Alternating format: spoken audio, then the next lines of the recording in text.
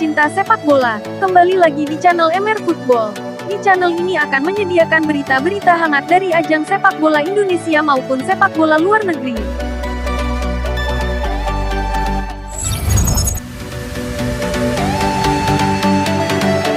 Timnas Indonesia lolos ke partai puncak Piala AFF 2020. Tiket final diraih usai skuad Garuda bersusah payah mengalahkan Singapura 4-2 di leg 2 semifinal Piala AFF 2020. Secara agregat, Timnas Indonesia menang 5-3 atas tuan rumah. Keberhasilan Timnas Indonesia menembus partai puncak tidak lepas dari andil Sintayong. Ini kunci sukses Sintayong membawa Timnas Indonesia ke final Piala AFF 2020.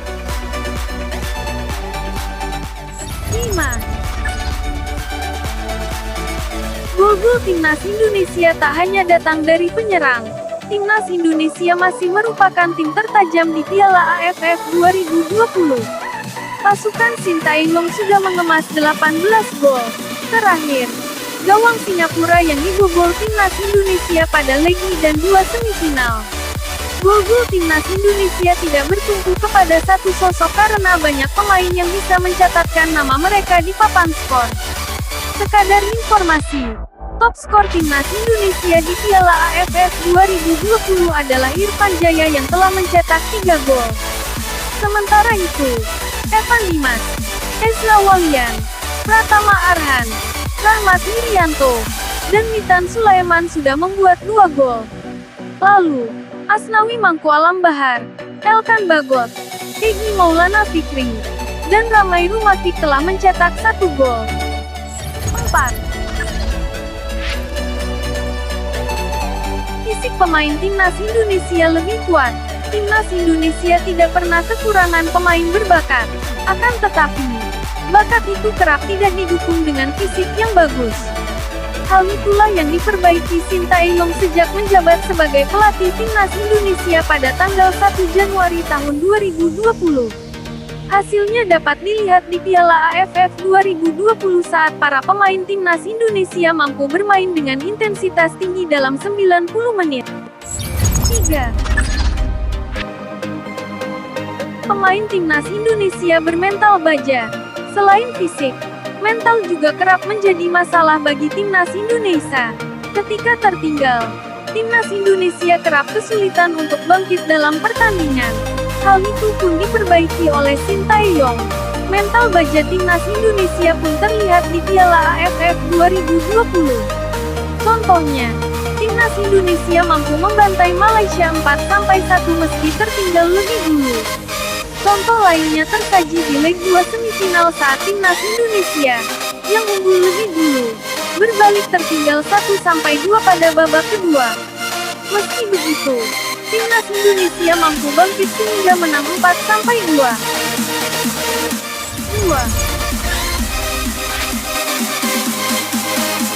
Timnas Indonesia tahu cara main di turnamen. Timnas Indonesia asuhan Sintayong tahu caranya untuk sukses di turnamen. Sintayong tidak ragu untuk bermain defensif demi mendapatkan hasil positif dari lawan yang lebih kuat. Contohnya, saat melawan Vietnam, Sintayong membuat Timnas Indonesia menjadi tim super defensif sehingga mampu meraih hasil imbang 0-0.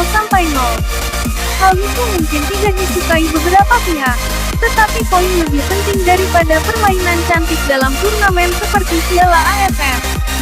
Lalu, Timnas Indonesia menjadi tim agresif saat bersua Malaysia dan Singapura yang punya kualitas hampir sama dengan skuad Garuda.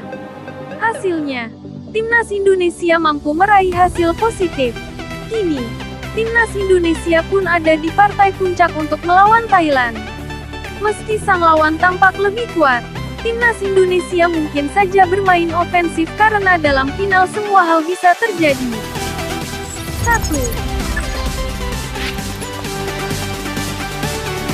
Taktik Sintayong susah ditebak. Sintayong membuktikan kualitasnya sebagai juru taktik di Piala AFF 2020. Dia kerap mengubah formasi Timnas Indonesia pada setiap pertandingan, tetapi tidak menghilangkan karakteristik gaya mainnya yang fokus pada operan-operan pendek dan high pressing. Sejauh ini, Timnas Timnas Indonesia memakai formasi 4-3-3, 4-1-4-1, 5-4-1, dan 4-4-2. Perubahan di antara keempat formasi itu pun kerap terjadi dalam satu pertandingan sesuai jalannya permainan. Hal ini membuat permainan Timnas Indonesia susah ditebak.